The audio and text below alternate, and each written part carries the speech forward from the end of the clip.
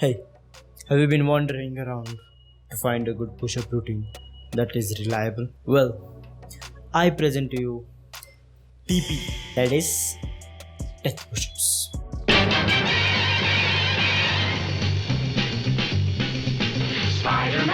Spider-Man does whatever a spider can. Spins a web any size, catches seeds just like flies. Look out! Well, while working out, I experimented many things and I came up with this concept called death push-ups. I combined two knowledges, one of which was Mike Menser, who preached the idea of going till failure. Carrying one set to a point of momentary muscular failure. And having achieved that by going to failure on one set, it is neither necessary nor desirable to do another set. And the second knowledge was of the drop sets. Drop sets meaning shifting to a lower weight after you hit a higher weight. Why? The normal doing 100 push-ups a day, 500 push-ups a day, that kind of stuff is kind of useless, to be honest, in terms of muscle hypertrophy. These kind of push-ups don't focus on complete muscle failure, in a sense that more time under tension equals more muscle stimulation. This also makes your form of the exercise weak. By doing more push-ups, your hips will start sagging and you will lose the form of the exercise. Instead, we can do less push-ups with a greater form, with a good form.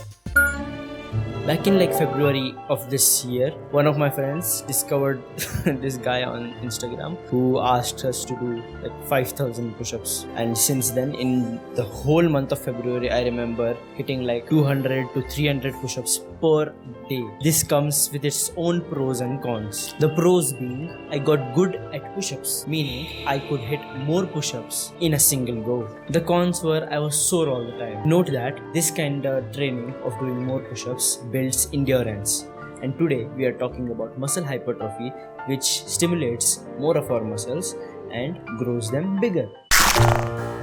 Now, how to do these push-ups? The idea behind this kind of exercise is that you start from a relatively difficult exercise variation and then shift to an easier variation time to time. While doing this, we try to maintain a proper form and go till absolute muscle failure. Now, for example, you start with doing decline push-ups and then you shift to maybe normal push-ups or maybe even incline push-ups until failure is achieved on both the sets, and then move on to a slightly easier variation, that is on your knees, knee push-ups till failure. Get ready to die! Let's start. The first step will be your warm-up. Doing any kind of exercise, you need to warm up. If you need to know more about warm-up, I'll link down a short video where you'll find why your muscles need warm-up. For this specific exercise, you need to stretch out your chest by doing some stretches for your chest.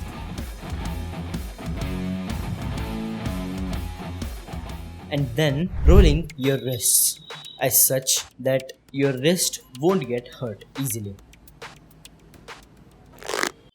For grips, you can find these parallettes which are basically easier on your wrists. That is, they put less load on your wrists. Now, second option would be them on your knuckles, which is also great for your wrists, or just simply do them normally, like on your palms. Though I'll be using parallettes to demonstrate today's exercise.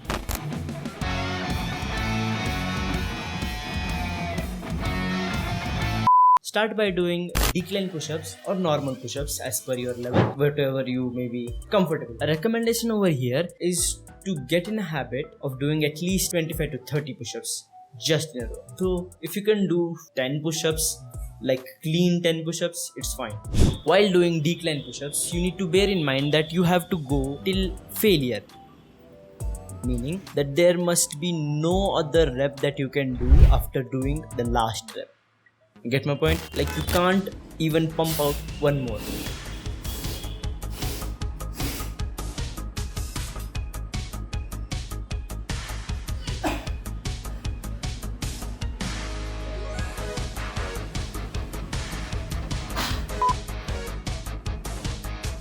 And then quickly shift to an easier variation. Now, for example, if you did a normal push-up, shift directly to a incline push-up and pump out as many as possible. Now, bear in mind that some of these push-ups may not be the textbook definition of a perfect push-up, but it does the work. And after doing those incline push-ups, quickly switch to knee push-ups after attaining muscular failure. This right here is called a drop set. A drop set is where a gym person does certain repetitions with a heavier weight and then drops the weight to do some more repetitions of a certain exercise. Now this completes the first set of our exercise. Now take a rest for 3 to 5 minutes, but I recommend that you take a rest till 5 minutes minimum so that your muscles get healed and it won't affect your next set. Do 3 sets of this death push-up circuit. Know that it is okay to start from a normal push-up on your second set or even an incline push-up on the second set, because your muscle may not be in its peak condition after doing the first set till failure.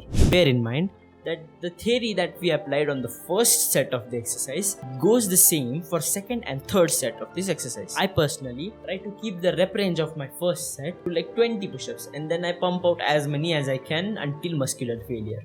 Wait. What the hell is repetitions and sets?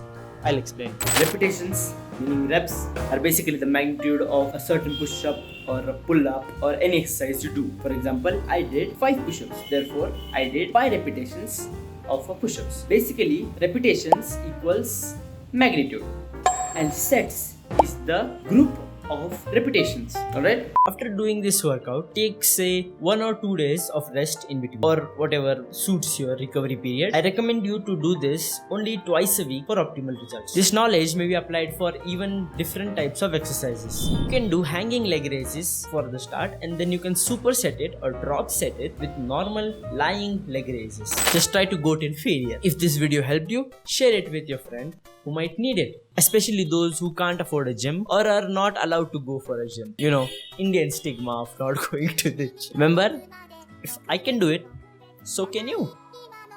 Peace.